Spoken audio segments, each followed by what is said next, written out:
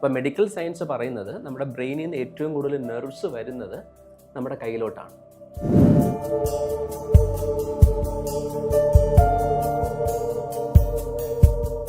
ആ ഫാക്ട്സ് ആണ് വ്യാഖ്യാനമെങ്കിൽ ആ ഫാക്ട്സ് മനസ്സിലാക്കാൻ ഒരു വ്യക്തിക്ക് വേണ്ട മിനിമം ക്വാളിറ്റി എന്താണ്? ഓക്കെ നമ്മുടെ കൈ എങ്ങനെ 10 വരെ കാണിച്ചാലും 12 വരെ കാണിച്ചാലും 100 വരെ കാണിച്ചാലും നമ്മുടെ കൈ ഒരുപോലെയല്ലേ ഇരിക്കത്തുള്ളൂ. നമ്മുടെ കൈ ഒരുപോലെ ആവണമെന്നില്ലല്ലോ. അപ്പോൾ ഹസ്തരേഖാ ശാസ്ത്രം എന്ന് പറയുന്നത് എവിടെയും ഞാൻ അതാ പറയുന്നത്, നോളജ് ഈസ് പവർ. ഒരു ഡയഗ്നൈസ് ചെയ്യുന്നതും വേറൊരു MBBS ഡയഗ്നൈസ് ചെയ്യുന്നതും ഒരുപോലെയാണ്.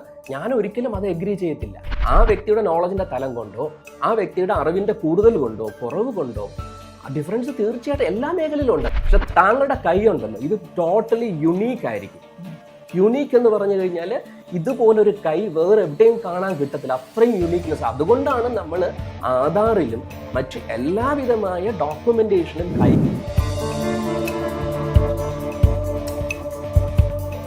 ഡൗൺ സിൻഡ്രോംസ് ബാധിച്ച കുട്ടികളിൽ 90% ഈ രേഖ ഉണ്ടാവും.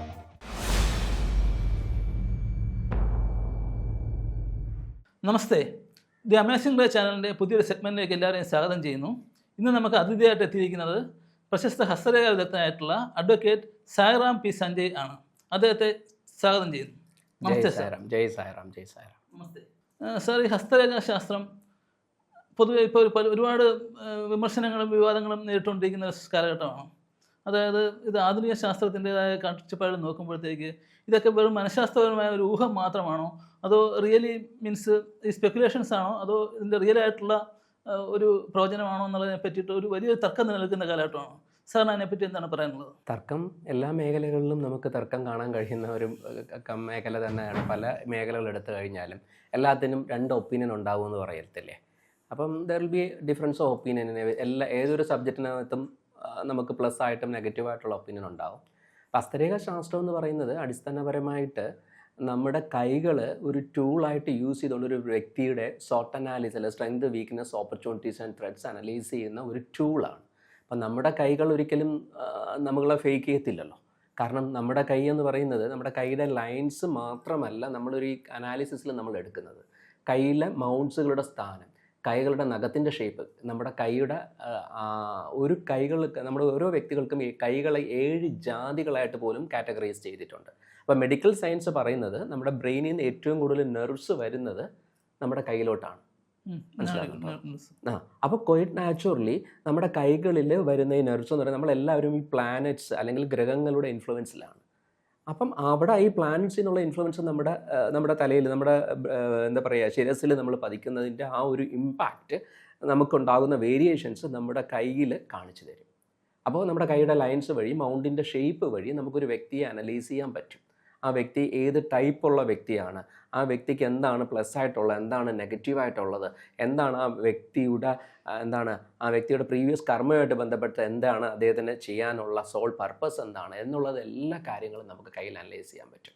അപ്പോൾ ബേസിക്കലി ഒരു വ്യക്തിക്ക് ഒരു 3 ഇമ്പോർട്ടൻ്റ് റിലേഷൻഷിപ്പ് എന്ന് പറയുക, അല്ലെങ്കിൽ ഒരു പ്രൈമറി ആയിട്ടുള്ള റിലേഷൻഷിപ്പ്, അത് നമുക്ക് എന്നാണ് other than father, mother, partner എന്ന് പറയുന്ന 3 റിലേഷൻഷിപ്പാണ്. അപ്പം പിതാവിൽ നിന്ന് എന്ത് കിട്ടുന്നു എന്ന് ചോദിച്ചു കഴിഞ്ഞാൽ പിതാവിൽ നിന്ന് നമുക്ക് കിട്ടുന്നത് ആയുസ്സാണ്. സോൾ എപ്പോഴും പിതാവുമായിട്ട് കണക്ട് ചെയ്ത് നിൽക്കുകയാണ്. നമുക്ക് ശരീരവും മനസ്സും അമ്മയുമായിട്ട് കണക്ട് ചെയ്ത് നിൽക്കുകയാണ്. ആൺകുട്ടിയായാലും പെൺകുട്ടിയായാലും ഇതുപോലെ തന്നെയാണോ? അവിടെ അതിന് ജെൻഡർ ഡിഫറൻസ് വരുന്നില്ലല്ലോ. നമ്മളീ പറയുന്നത് ആണായാലും പെണ്ണായാലും സോൾ എപ്പോഴും പിതാവിൽ നിന്നും ശരീരവും മനസ്സും അമ്മയിൽ നിന്നും ഒരു ഇമോഷണൽ ലൈഫ് പാർട്ണറിൽ നിന്നും വരുന്നു എന്നുള്ളതാണ് ബേസിക് ആയിട്ടുള്ളൊരു ലൈമാൻ ആംഗിളിൽ നമുക്ക് മനസ്സിലാക്കാൻ പറ്റുന്നത്. ഞാൻ എന്തുകൊണ്ട് അങ്ങനെ പറയുന്നത് വെച്ച് കഴിഞ്ഞാൽ കൈയുടെ പ്രൈമറി ലൈൻസ് ആയ ആയുർരേഖ, ബുദ്ധിരേഖ അല്ലെങ്കിൽ ശിരോരേഖ, പിന്നെ ഉള്ള ഹൃദയരേഖ. അപ്പോൾ നമുക്ക് ഈ 3 രേഖ, ആയുർരേഖ, ബുദ്ധിരേഖ, ഹൃദയരേഖ എന്ന് പറയുന്ന 3 രേഖകൾ നമുക്ക് ഇന്ത്യൻ കൾച്ചർ പ്രകാരം നമ്മൾ പറയുമ്പോൾ പിതൃരേഖ, മാതൃരേഖ ആൻഡ് ബന്ധരേഖ എന്ന് പറയുന്ന 3 മേജർ ലൈൻസ് ആണ് നമ്മൾ പറയുക. അപ്പോൾ ഇതിൽ നമ്മൾ ആദ്യമായിട്ട് കാണുന്ന ഒരു ലൈൻ എന്ന് പറയുന്നത് നമ്മുടെ ആയുർരേഖ എന്ന് പറയുന്നത് നമ്മുടെ പിതൃരേഖ എന്ന് നമ്മളിപ്പോൾ പറയുമെന്ന് ഞാൻ പറഞ്ഞു. അപ്പം അത് നോക്കിക്കഴിഞ്ഞാൽ നമുക്ക് മനസ്സിലാക്കാൻ പറ്റുന്ന എന്താണെന്ന് വെച്ച് കഴിഞ്ഞാൽ അയാളുടെ ലൈഫ് സ്പാൻ മാത്രമല്ല, ആ വ്യക്തിയുടെ ആത്മബലം എത്രത്തോളം ഉണ്ട്, അയാളുടെ വിൽ പവർ എത്രത്തോളം ഉണ്ട്, ആ വ്യക്തി എത്രത്തോളം ആത്മബോധത്തിൽ നിൽക്കുന്നു. അപ്പോൾ അത് നമുക്ക് പിതാവുമായിട്ട് കണക്ട് ചെയ്ത് വരുമ്പോൾ നമ്മുടെ സോള് ആയിട്ട് കണക്ട് ചെയ്ത് നമുക്കത് പറയാൻ പറ്റുന്ന ഒരു ലൈനാണ്. അപ്പം അത് വെച്ച് തന്നെ ഒരാളുടെ ആത്മബലത്തെ നമുക്ക് അനലൈസ് ചെയ്ത് പറയാൻ പറ്റും. മനസ്സിലാവുന്നു? ഓക്കെ സാറേ, ആധുനിക ശാസ്ത്രം പറയുന്നത് ശരിക്കും നമ്മളുടെ ഈ ഗർഭാവസ്ഥയിലുണ്ടാകുന്ന നവജാത ശിശുക്കളിലുണ്ടാകുന്ന ചലനങ്ങളുണ്ട്. ആ ചലനങ്ങളുടെ ഭാഗമായിട്ട് ഉണ്ടാകുന്ന ചുളിവുകളാണ് പിന്നീട് ഈ കയ്യിലെ ലൈൻസ് ആയിട്ട് മാറുന്നതെന്നാണ്. അത് it is A biological process എന്നാണ് അവർ പറയുന്നത്.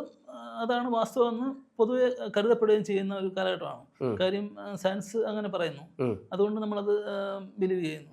അപ്പോൾ ഇതിനകത്ത് ശരിക്കും ഹസ്തരേഖ എന്ന് പറയുമ്പോഴത്തേക്ക് ഇതിനകത്തൊരു അടിസ്ഥാനപരമായിട്ട് നമുക്കൊരു യൂണിഫോമിറ്റി ഇല്ല. ഇപ്പോൾ ഒരു കൈനോട്ടക്കാരൻ്റെ അടുത്ത് നമ്മൾ പോയി പറയുമ്പോൾ കിട്ടുന്ന റിസൾട്ട് അല്ല വേറൊരാളുടെ കയ്യിൽ നിന്ന് നമുക്ക് കിട്ടുന്നത്. അതുകൊണ്ടാണ് നമ്മളൊരു സ്പെക്കുലേഷൻസ് ആണോ എന്ന് ചോദിക്കുന്നതിന്. ഞാൻ തിരിച്ചൊരു കൗണ്ടർ ക്വസ്റ്റ്യൻ ചോദിച്ചോട്ടെ അങ്ങേ അടുത്ത്. ഒരു ഡോക്ടറെ അടുത്ത് പോകുമ്പോൾ കിട്ടുന്ന അതേ ആൻസർ ആണോ വേറെ ഡോക്ടറെ അടുത്ത് പോകുമ്പോൾ കിട്ടുന്നത്? പക്ഷേ അത് ഒരു അലോപ്പതി കൺസൾട്ട് ചെയ്യുന്ന ഡോക്ടറാണെങ്കിൽ അതിനകത്ത് ഒരു ബ്ലഡ് റിസൾട്ട് അല്ലെങ്കിൽ അതിനകത്ത് ഒരു എക്സ്റേ റിസൾട്ട് അതിനെ ബേസ് ചെയ്തിട്ടായിരിക്കുമല്ലോ ഇയാൾ ഒരു നിഗമനത്തിലെത്തുന്നത്. അത് ഏകദേശം യൂണിഫോം ആയിരിക്കുമെന്നാണല്ലോ പൊതുവെ കണ്ടുവരുന്നത്. ഞാനൊരു വീണ്ടും ഒരു ക്വസ്റ്റ്യൻ അങ്ങോട്ട് ചോദിക്കാം. What is A difference between interpretation and illusion? എന്താണ് ഇന്റർപ്രിട്ടേഷൻ എന്ന് ഉദ്ദേശിക്കുന്നത്? നമ്മൾ വ്യാഖ്യാനിച്ച് പറയുന്നതാണ് ഇന്റർപ്രിട്ടേഷൻ. ഇന്റർപ്രിട്ടേഷൻ്റെ അത് വ്യാഖ്യാനം എന്നുള്ളതിന്റെ ബാക്ക്ഗ്രൗണ്ട് എന്താണ്? എന്ത് ബേസ് ചെയ്തിട്ടാണ് വ്യാഖ്യാനം വരുന്നത്? വസ്തുതകളെ, ഫാക്ട്സിനെ. ആ ഫാക്ട്സ് ആണ് വ്യാഖ്യാനമെങ്കിൽ ആ ഫാക്ട്സ് മനസ്സിലാക്കാൻ ഒരു വ്യക്തിക്ക് വേണ്ട മിനിമം ക്വാളിറ്റി എന്താണ്? ഒരു ഫാക്ട്സ് മനസ്സിലാക്കാൻ ആ സിസ്റ്റത്തിൽ വിശ്വസിക്കുക എന്നുള്ളതായിരിക്കും. വിശ്വാസമല്ല. ഒരു കാര്യം നമുക്ക് ഇന്റർപ്രറ്റ് ചെയ്യണമെങ്കിൽ നമുക്ക് അടിസ്ഥാനപരമായി ആ വിഷയത്തിൽ അറിവ് വേണം, നോളജ് വേണം. ഓരോ വ്യക്തിയുടെ ഇന്റർപ്രിട്ടേഷനും ബേസ്ഡ് ഓൺ ഹിസ് നോളജ് ആയിരിക്കും. ഇന്റർപ്രിട്ടേഷൻ എന്ന് പറയുമ്പോൾ എന്തുകൊണ്ട് ഇന്റർപ്രിട്ടേഷൻ വേരി ചെയ്യുന്നു എന്ന് ചോദിച്ചാൽ ഇന്റർപ്രിട്ടേഷൻ എപ്പോഴും ചേഞ്ച്ഡ് ഓൺ ഹിസ് നോളജ്. ഇപ്പോൾ ഇന്ന് ഈ ഒരു മൊമെന്റിൽ ഞാനൊരു കൈ അനലൈസ് ചെയ്തിട്ട് ഞാൻ കൊടുക്കുന്ന ഒരു പ്രഡിക്ഷനും അല്ലെങ്കിൽ ഒരു ഇന്റർപ്രിട്ടേഷനും ഞാൻ 10 വർഷം മുമ്പ് ഞാൻ ഒരു കൈ നോക്കിയിട്ട് ഞാൻ ഇന്റർപ്രിറ്റ് ചെയ്യുന്നത് തമ്മിൽ ഡിഫറൻസ് വരും. എന്തുകൊണ്ടെന്നറിയാവോ? എന്തുകൊണ്ടാണ്? തിരിച്ചു ചോദിക്കുകയാണ്. 10 വർഷത്തെ കാലം കൊണ്ട് മാറ്റമായിരിക്കും. 10 വർഷം ആ വ്യക്തിയിൽ വരുന്ന മാറ്റം ഉള്ളത് റിയലിസ്റ്റിക്കലി കറക്റ്റ് ആണ്. ഞാൻ പറയുന്നത് ആ കൈ റിമെയിൻ ദ സെയിം ആണെന്നൊരു അസംഷൻ എടുത്തോളൂ. അങ്ങനെ ആണെങ്കിൽ അവിടെ എന്തായിരിക്കും, അവിടെ ഇന്റർപ്രിട്ടേഷൻ ഉണ്ടാകുന്ന വേരിയേഷൻ എന്തായിരിക്കും? ആ സമയത്തുള്ള മാനസിക വ്യാപാരങ്ങളാണോ? ഞാൻ ഇന്റർപ്രിറ്റ് ചെയ്യുന്ന വ്യക്തിയുടെ നോളജിന്റെ തലം അനുസരിച്ചിരിക്കും അദ്ദേഹത്തിന്റെ ഇന്റർപ്രിട്ടേഷൻ. താങ്കൾ ഇപ്പോൾ 10 വയസ്സിൽ ഒരു കാര്യത്തിന് ഇന്റർപ്രിറ്റ് ചെയ്ത പോലെയാണോ ഇപ്പോൾ ഇന്റർപ്രിറ്റ് ചെയ്യുന്നത്? തീർച്ചയായിട്ടും അല്ല. ആണ്. അപ്പോൾ ഈ ഇന്റർപ്രിട്ടേഷൻ പറഞ്ഞാൽ ബേസ്ഡ് ഓൺ നോളജ് ആണ്. നമുക്ക് ഞാൻ പറഞ്ഞത് 10 വർഷത്തെ ഡിഫറൻസ് അല്ല സാർ. ഇപ്പോൾ ഈ അറ്റ് ദി പ്രസന്റ് നമ്മുടെ ഈ കൈ ഒരു 10 പേരെ കാണിച്ചിട്ട് പറയുന്ന റിസൾട്ട് ഒരുപോലെ ഇരിക്കുമെന്നുള്ളതാണ് എൻ്റെ ഒരു തോട്ട്. നമ്മുടെ കൈ എങ്ങനെ 10 പേരെ കാണിച്ചാലും 12 പേരെ കാണിച്ചാലും 100 പേരെ കാണിച്ചാലും നമ്മുടെ കൈ ഒരുപോലെയല്ലേ ഇരിക്കത്തുള്ളൂ. നമ്മുടെ കൈ ഒരുപോലെ പറയുന്ന ഒരുപോലെ ആവണമെന്നില്ലല്ലോ. ഓക്കെ. ഇപ്പോൾ നമ്മൾ അതിന് പക്ഷെ ആ ശാസ്ത്രം എന്ന് പറയുന്നത് നമുക്ക് ആ knowledge will always remain the same. താങ്കൾ കാണുന്ന കാഴ്ച താങ്കളുടെ കണ്ണുകൾക്ക് എന്താണ് തോന്നുന്നത്, താങ്കളുടെ നോളജിൽ എങ്ങനെയാണ് താങ്കൾ ഇന്റർപ്രിറ്റ് ചെയ്യുന്ന അനുസരിച്ചായിരിക്കും താങ്കൾ ആ ജഡ്ജ്മെന്റിൽ എത്തുക. മനസ്സിലായോ? ഇപ്പോൾ ഹസ്തരേഖാ ശാസ്ത്രം എന്ന് പറയുന്നത് എവിടെയും ഞാൻ അതാ പറയുന്നത്, നോളജ് ഈസ് പവർ. ആ അടിസ്ഥാനപരമായി ആ വിഷയത്തിലുള്ള ഒരു വ്യക്തിയുടെ നോളജാണ് ഇന്റർപ്രിട്ടേഷനിലോട്ട് കൊണ്ടെത്തിക്കുന്നത്. ഇപ്പോൾ താങ്കൾ പറഞ്ഞു MBBS ക്വാളിഫൈ ചെയ്ത ഒരു വ്യക്തി ഒരു ഡയഗ്നൈസ് ചെയ്യുന്നതും വേറൊരു MBBS ഡയഗ്നൈസ് ചെയ്യുന്നതും ഒരുപോലെയാണ്. ഞാൻ ഒരിക്കലും അത് എഗ്രി ചെയ്യത്തില്ല. കാരണം അദ്ദേഹം ഇപ്പോൾ ഒരു ജൂനിയർ ഡോക്ടറും ഹൈലി പ്രൊഫഷണലി ക്വാളിഫൈഡ് ആയ അത്രയും എക്സ്പീരിയൻസ് ഉള്ള ഒരു ഡോക്ടറുടെ ജഡ്ജ്മെന്റും ഡിഫറെൻ്റ് ആയിരിക്കും. ഈ junior doctor suppose to be discuss with consult with senior doctor for a better opinion. കാരണം ഇദ്ദേഹത്തിന് അറിയാം ഇദ്ദേഹത്തിൻ്റെ ഇന്റർപ്രിട്ടേഷനിൽ മിസ്റ്റേക്സ് വരാം. ബിക്കോസ് അദ്ദേഹത്തിൻ്റെ നോളജിൻ്റെ തലം ആ സീനിയർ ഡോക്ടറിൻ്റെ അത്ര ഇല്ല എന്ന ബോധ്യം വരുമ്പോൾ ഈ വ്യക്തി സീനിയർ ഡോക്ടറെ അടുത്ത് കൺസൾട്ട് ചെയ്യും. അപ്പം ഞാൻ പറഞ്ഞു വരുന്ന താങ്കളുടെ ക്വസ്റ്റ്യൻ്റെ ആൻസറിലോട്ട് ഞാൻ വരാം. ഇതിൻ്റെ ഒരു തലം എന്ന് പറയുമ്പോൾ താങ്കൾ ചോദിച്ചത് ഒരു കൈ 10 പാമിഷനടുത്ത് കൊണ്ടുപോയാൽ 10 അഭിപ്രായം അല്ലേ പറയുന്നത് ചോദിച്ചു കഴിഞ്ഞാൽ തീർച്ചയായിട്ടും അവരുടെ ഇന്റർപ്രിട്ടേഷനും അവരുടെ നോളജിന്റെ തലത്തിലായിരിക്കും അവർ സംസാരിക്കുക. പക്ഷേ ഈ പറയുന്ന ശാസ്ത്രത്തിന്റെ അടിസ്ഥാനപരമായി അവിടെ ഒരു ബേസിക് ട്രൂത്ത് എന്ന് പറയുന്ന സാധനം അവിടെ ഉണ്ട്. ഈ ട്രൂത്ത് ഒരിക്കലും വേരി ആകത്തില്ല. താങ്കൾ പറയുന്ന വ്യക്തിപരമായി പോകേണ്ട ഒരു സബ്ജക്റ്റ് അല്ല ഇത്. ഇതിൽ സ്ട്രെസ് ചെയ്യുന്നത് ആ പാമിസ്ട്രി എന്ന് പറയുന്ന ഹസ്തരേഖ എന്ന് പറയുന്ന ആ അടിസ്ഥാനപരമായ ശാസ്ത്രത്തെയാണ് ഞാൻ മുറുകെ പിടിക്കുന്നത്. അവിടെ ഞാൻ പറയുന്ന പോലെ അല്ലോ വേറൊരു വ്യക്തി പറയുന്നത് എനിക്കെങ്ങനെയാണ് ആ വ്യക്തിയുടെ ഒപ്പീനിയനിൽ കൺട്രോൾ വരുന്നത്? ആ വ്യക്തിയുടെ നോളജിന്റെ തലം കൊണ്ടോ ആ വ്യക്തിയുടെ അറിവിന്റെ കൂടുതൽ കൊണ്ടോ കുറവ് കൊണ്ടോ ഡിഫറൻസ് തീർച്ചയായിട്ടും എല്ലാ മേഖലയിലും ഉണ്ടല്ലോ. തീർച്ചയായിട്ടും ഒരു പാലം അതായത് ഐഡന്റിറ്റിക്കൽ ട്വിങ്സ് ആണെങ്കിൽ പോലും അവരിൽ വ്യത്യാസം ഉണ്ടാവും. പക്ഷെ ഇവിടെ ഉള്ള വ്യത്യാസം എന്ന് പറഞ്ഞു കഴിഞ്ഞാൽ താങ്കളുടെ പോലെ, അതായത് താങ്കളുടെ പേര് വന്നിട്ട് സ്പെസിഫിക് ആയിട്ട് ഗിരീഷ് നമശിവായ എന്നാണ് താങ്കളുടെ പേര്. ഈ ഗിരീഷ് നമശിവായ എന്ന് പറയുന്നത് താങ്കൾ ഇപ്പൊ കാണുന്ന ഇതേ രൂപത്തിലുള്ള 7 പേരോളം ആൾക്കാർ ഈ ലോകത്തുണ്ടാകാം, എവിടെയെങ്കിലും ഉണ്ടാവും. പക്ഷെ താങ്കളുടെ കൈ ഉണ്ടല്ലോ, ഇത് ടോട്ടലി യുണീക്ക് ആയിരിക്കും.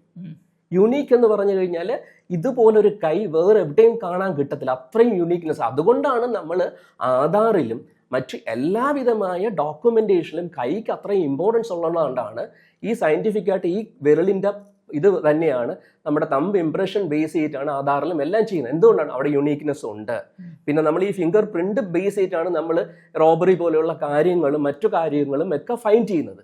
അപ്പൊ ഇത് അമ്മയുടെ ഉദരത്തിൽ കിടന്നപ്പം അങ്ങോട്ട് ചാടി ഇങ്ങോട്ട് ചാടി എന്ന് പറയുന്നതിലല്ല അർത്ഥം. ഇതിനൊരു ബേസിക് ആയിട്ടൊരു സയന്റിഫിക് ആയിട്ട് അടിത്തറയുണ്ട്. ഞാൻ വേറൊരു കാര്യം പറഞ്ഞുതരാം. താങ്കൾ ഇത്രയും ചോദിച്ചത് കൊണ്ടും ഇതിന്റെ മെഡിക്കൽ വാല്യൂ മനസ്സിലാക്കാനും വേണ്ടി പറഞ്ഞുതരാം. ഈ 2 രേഖകൾക്കും പകരം നമുക്കൊരൊറ്റ സ്ട്രെയിറ്റ് ലൈൻ വരും കയ്യിൽ. അതിന്റെ പേരാണ് സെമിയൻ ലൈൻ. അതൊന്ന് ഡിസ്കസ് ചെയ്ത് നോക്കൂ. ആ സെമിയൻ ലൈൻ എന്ന് പറഞ്ഞാൽ വ്യാസരേഖ എന്നാണ് അതിന് പേര്. ഈ വ്യാസരേഖ എന്ന് പറയുന്നത് നമ്മളുടെ ബുദ്ധിരേഖയ്ക്കും ഹൃദയരേഖയ്ക്കും പകരം ഒരൊറ്റ ലൈൻ, കയ്യെ 2ആയിട്ട് പകുന്ന രേഖയാണ്. ഡൗൺ സിൻഡ്രോംസ് ബാധിച്ച കുട്ടികളിൽ 90% ഈ രേഖ ഉണ്ടാവും. ഇത് മെഡിക്കൽ സയൻസ് പ്രൂവ് ചെയ്തുള്ള വസ്തുതയാണ്. മെഡിക്കൽ സയൻസുകാർ ഈ കൈയുടെ നഖത്തിന്റെ കളർ നോക്കി നമുക്ക് രോഗാവസ്ഥ പറയാം. ഈ ചില ആൾക്കാർ പറയുന്നുണ്ട്. ഇപ്പം ഞാൻ ഈ ഡിഫറൻസ് പറഞ്ഞുകൊണ്ട് പറയാ, പല ആൾക്കാരും പറയുന്നു കയ്യിൽ വെള്ളപ്പാട് വന്നാൽ നമുക്ക് വസ്ത്രം കിട്ടും, നിങ്ങൾക്ക് സ്വർണം കിട്ടും. ഒന്നും കിട്ടത്തില്ല. കയ്യിൽ വെള്ളപ്പാട് വന്നാൽ അവന് പിന്നെ ഈ പറഞ്ഞ കാൽസ്യമോ സിങ്കിന്റെയോ ഡെഫിഷ്യൻസിയാണ് കാണിക്കുന്നത് നഖത്തില്. അപ്പോ ഇതെല്ലാം ഇൻഡിക്കേഷൻസ് ആണ്. C it's just like A symptoms. ഈ സിംറ്റംസ് നമുക്കൊരു സിംറ്റംസ് വരുമ്പോൾ നമ്മളൊരു ലാബിൽ പോയിട്ട് ടെസ്റ്റ് ചെയ്ത് ആ റിസൾട്ട് കൊണ്ട് ഡോക്ടറെ കാണിക്കുന്ന പോലെ തന്നെ നമുക്കൊരു ഇൻഡിക്കേഷൻ ദൈവം കയ്യിൽ തന്നിരിക്കണം ഇത് മനസ്സിലാക്കാൻ. ഇവിടെ കൈയുടെ കളറാകട്ടെ, നഖത്തിന്റെ കളറാകട്ടെ, കൈയുടെ ലൈൻസിന്റെ ഷേപ്പ് ആകട്ടെ, കയ്യിലെ ലൈൻസ്, ഇത് നമ്മുടെ ഓരോ ഇമോഷൻസ് ബേസ് ചെയ്തും ഓരോ ഹോർമോൺ സെക്രീഷൻ ബേസ് ചെയ്തും കൈയുടെ മേജർ ലൈൻസ് ഒഴിച്ച് മറ്റെല്ലാ സബ് ലൈൻസും മാറിക്കൊണ്ടേയിരിക്കും. താങ്കൾ 1 വർഷം മുമ്പുള്ള കൈ ആയിരിക്കില്ല ഇന്ന്.